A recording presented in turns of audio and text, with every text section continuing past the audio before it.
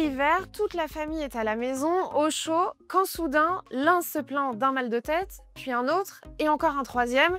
C'est pas un hasard. Derrière ces symptômes se cache un danger invisible mais mortel, le monoxyde de carbone. Alors aujourd'hui, on s'interroge.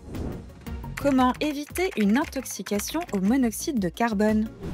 Le monoxyde de carbone, ou aussi appelé CO, est un gaz qu'on ne voit pas, qu'on ne sent pas et qui ne pique même pas les yeux. Bref, impossible à détecter sans appareil, ce qui ne le rend pas moins redoutable. Comment se forme ce gaz? Le CO se développe quand un combustible comme le bois, le gaz, le charbon ou l'essence brûle de façon incomplète, c'est-à-dire quand il ne reçoit pas assez d'oxygène pour brûler totalement. C'est notamment le cas avec les chaudières, les chauffe-eau, les cheminées mal entretenues, mais aussi avec les appareils mobiles comme les chauffages d'appoint, les barbecues, les braseros ou même les groupes électrogènes. Vous vous demandez sûrement si les intoxications sont fréquentes. Eh bien, plus qu'on ne le pense. Chaque année, environ 3000 personnes sont intoxiquées en France et plus d'une centaine en meurent. Alors, quels sont les symptômes et que faire si ça arrive?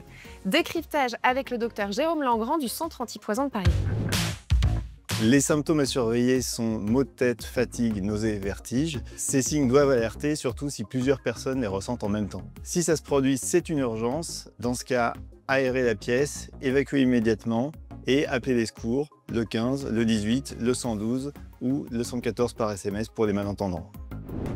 Alors, comment éviter que cela se produise? Voici nos conseils. 1. Entretenez vos installations.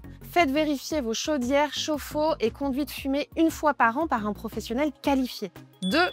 Aérez tous les jours, 10 minutes suffisent et laissez les grilles et bouches d'aération dégagées. 3. Utilisez les appareils selon leur fonction. Pour un chauffage d'appoint, par exemple, ne l'utilisez jamais plus de 2 heures et jamais la nuit. Les barbecues, braseros ou groupes électrogènes s'utilisent, eux, toujours dehors et loin des habitations. Retrouvez toutes ces infos sur inc-conso.fr.